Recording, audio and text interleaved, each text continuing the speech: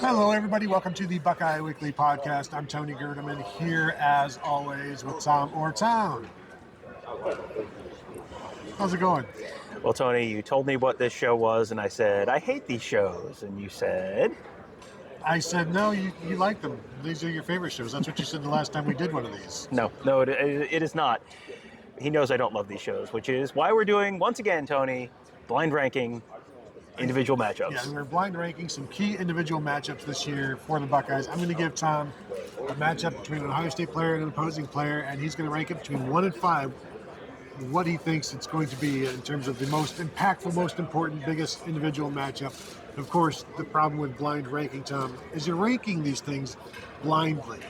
Now, what I've never done is I've never, sold you out or left the last one being, something like Joe McGuire versus the volcano. He said foreshadowingly. The problem is I don't put enough forethought into something like that. I'm not that kind of person. I'm not a bad person.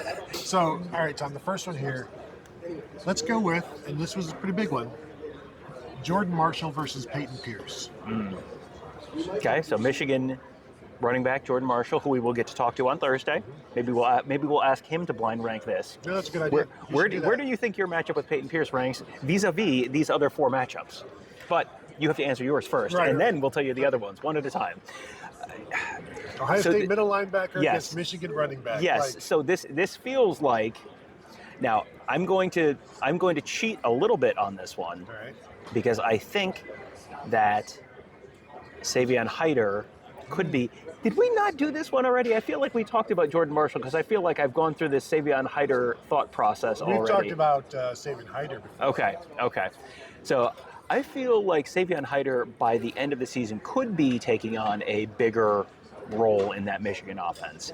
And so Jordan Marshall may be the guy who's getting half the carries, but you're splitting him, something like that. So I'm going to kind of hedge here a little bit and say, because of that, this is number 3 for me, because I think there's a real possibility that Jordan Marshall himself is 10 carries for 47 yards against Ohio State, something like that, where it's like Chernobyl, not great, not terrible. That was 3.6 yards per carry at Chernobyl.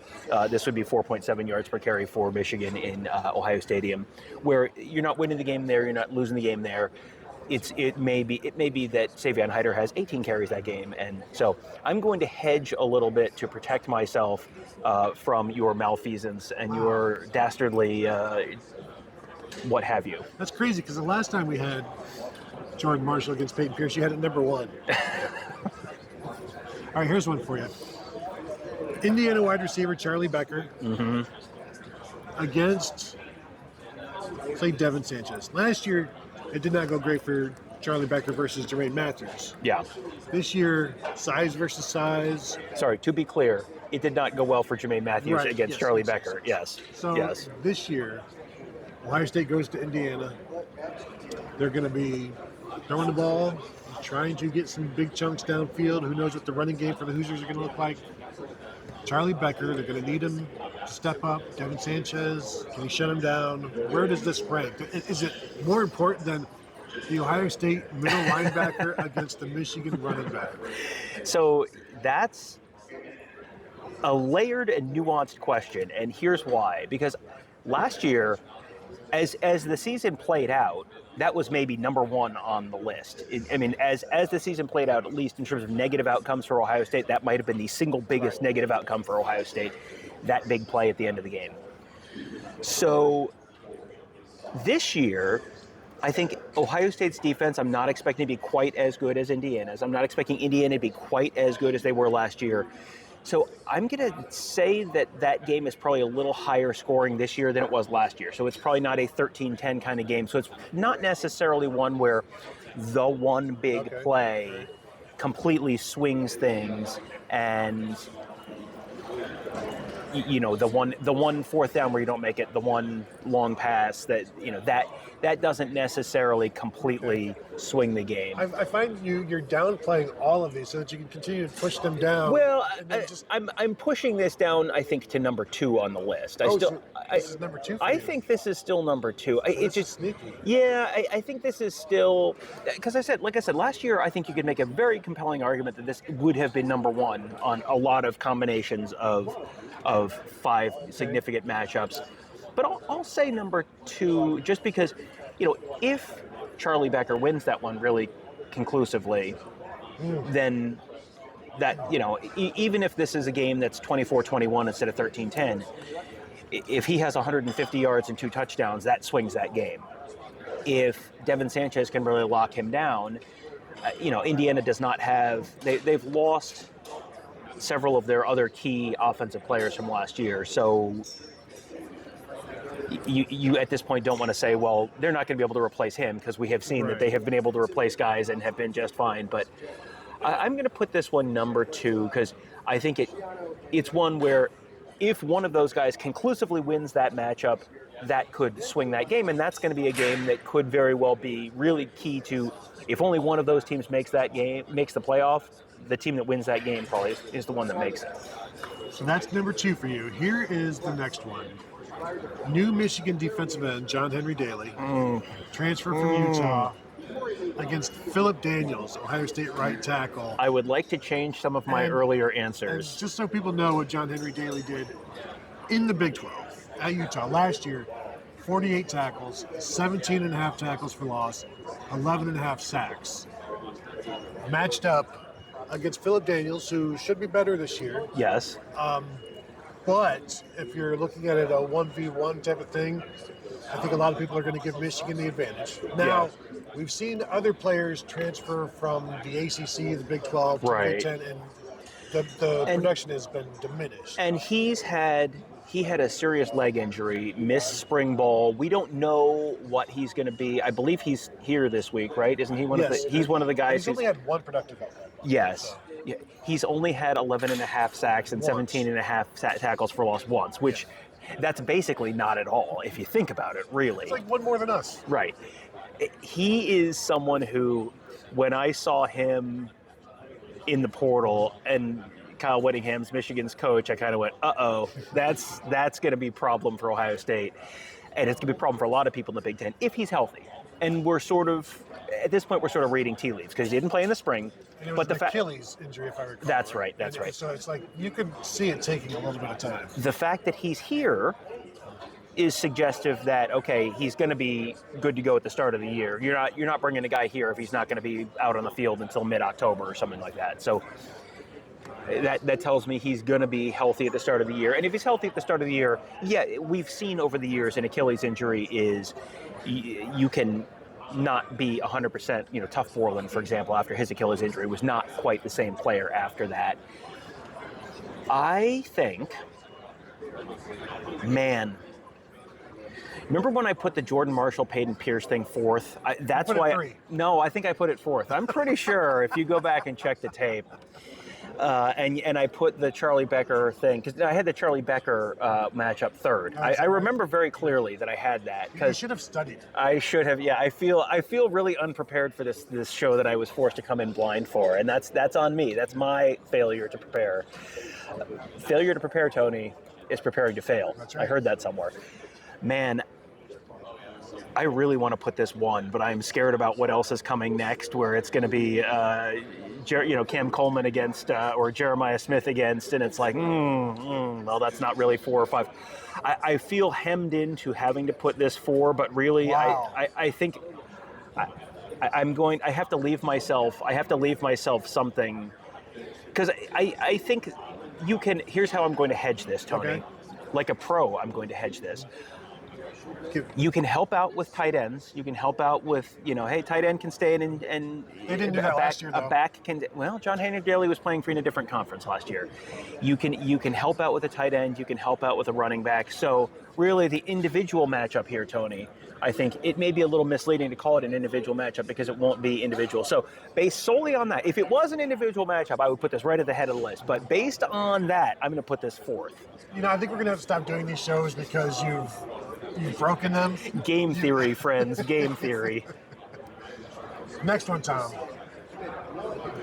Michigan quarterback Bryce Underwood against Ohio State safety Terry Moore. A little bit different. This is one where certainly Bryce Underwood is going to want to throw downfield. Ohio State Terry Moore is going to want to, keep that from happening. This is quarterback versus safety is more of like an abstract kind of situation, quarterback versus quarterback. Right. But also can be the difference in operationally who succeeds. Yeah, and so I can either put this one, the matchup of Michigan's quarterback against Ohio State, number 1 or number 5 on this list, which puts me in a great position, not knowing what else there is. If it is Joe versus the volcano, I'm going to punch you. I'm just letting you know. I will turn the camera off so there's not video evidence, and then I'm going to punch you directly in the face. I think I'm going 5 with this one, and here's why. Because Michigan can win the game against Ohio State without throwing the ball deep. Ohio State can win the game against Michigan without having Terry Moore have 2 interceptions, whatever. Michigan is going to try to win the game, throw it, they're saying all the right things about Bryce Underwood. Bryce Underwood is here this week, which tells you that they're positioning Bryce Underwood as a leader. I continue to say I'm not writing Bryce Underwood off, but we haven't seen it yet. And we have seen Michigan win lots of football games over the years without great quarterback play. We have seen Michigan win football games against Ohio State without throwing the ball a lot. I think Bryce Underwood, it's entirely possible that Bryce Underwood is a key player in the Ohio State-Michigan game this year with his legs, because you've got Beck, the new offensive coordinator for them. He comes over from BYU. There was a lot of QB run in that offense. I think you may see Bryce Underwood making more plays with his legs this year. Well, and then also Terry Moore, does he come up at that point? We're projecting that he's the deep safety, so maybe he's out of the play a little bit more, and this is more of an Earl Little matchup where, Earl Little's playing in the box a little bit more, or Jalen McClain's playing in the box a little bit more. So I'm going to talk my way out of putting the Michigan quarterback versus Ohio State at the bottom of my list. With all of that hedging, I feel pretty proud of myself right now, but I'm bracing myself for whatever the last matchup you're going to list here is. I think you're going to be okay. Okay. And that is Ohio State wide receiver Jeremiah Smith against Oregon cornerback Brandon Finney. Okay. Who may be the best corner in the conference. Mm-hmm. And this one is being played at Ohio State. We know we've seen some big receiver games, whether it's Oregon and Evan Stewart against Denzel Burke in 2024. Jeremiah certainly in the Rose Bowl had a big game, big first half, kind of disappeared in the second half if I recall. They shut him down. When they were up by 35 points, yes. So Jeremiah Smith versus Brandon Finney, 2 of the premier players, athletes in the Big Ten. Yeah, okay. I'm okay with this. This is one where if I had to go back and reorder things, I'd probably shuffle some things around a little bit, but I'm okay with this being number 1 on the list because we have seen Jeremiah Smith against Oregon. We have seen a little guest shot from Tim May there. Sorry. I can't. I didn't know. I think, as always with Tim May, I can see this being a legitimate number 1 on the list because Oregon and Ohio State. I don't have my copy of Pick 6 previews here right now, but it's over on the table over there as I'm doing research for some of these teams. But Brett Ciancia has Oregon number 1, Ohio State 2. I mean, that very well could be a matchup we see 3 times this year, at least 2. I would probably take the over 1.5 on Ohio State Oregon matchups this season. I think that's one where it's going to be. That's another one where I don't think that's going to be a 13-10 kind of game this year. I think that's a game where you could expect, at least in the 20s and, maybe it's 30-something to 20-something, you're going to have to throw the ball. Jeremiah Smith is the guy who is going to be the difference maker for Ohio State. And as you said, that is a matchup of 2 guys who could be first-team all-conference players. and who, going head-to-head in a game that could be a number 1 versus number 2 kind of game, absolutely, I think, could be. It could be a very legitimate number 1, even if you had given me all of the, even if you had told me all the questions on the test while I was taking the test. No. This is not an open book test. This is, you got to be prepared. So, an open book test, you see the answers. I'm just looking to see the questions. This is just when I give you the answers, they change the questions. This is as someone said at one point in the past. So you've got it. Number 1, Brandon Finney versus Jeremiah Smith. Number 2, Charlie Becker versus Devin Sanchez. Number 3, Jordan Marshall versus Peyton Pierce. Number 4, John Henry Daly versus Philip Daniels. That's the one I would move up the list if I had this to do all over again. Put it at 3, put it at 2. 1. At least 3. Okay. At least 3, and maybe 2. I kind of want to see him against Oklahoma and see what he looks like against good opposition this year, to see if he's 2025 John Henry Daly, or if he's a little lesser than that. But yeah, I would have that ahead of the Jordan Marshall, Peyton Pierce one. Yeah, and I think 1 and 5 makes sense to me. Bryce Underwood, like quarterback versus safety, or quarterback versus anybody. It's a little bit more abstract, so it's like it's not as, he's not just going against this one guy, so it's harder to quantify that matchup. But how would you rank them? Knowing, having more information, being smarter than Tom, getting these rankings, you're like watching this, you're like, Tom, this is ridiculous. Just listen, just study. How did you not know that John Henry Daly was going to be the next name that he said? How did you not anticipate that? So, hit that thumbs up if you're watching. And if you enjoy these shows where we have Tom blindly rank things, and you enjoy the fact that he does not like these shows, let us know. We'll do more. Is there something you want Tom to blind rank? Anything. Pop music, TV shows. Tom loves TV shows. Pizza styles? Pizza styles. It's just, anything like that. Anything pertinent to what this show is all about. Noises, background noises. What's Tom? On the Buckeye Weekly Podcast, every background noise is number 1. We know that. It's a tie. One tie.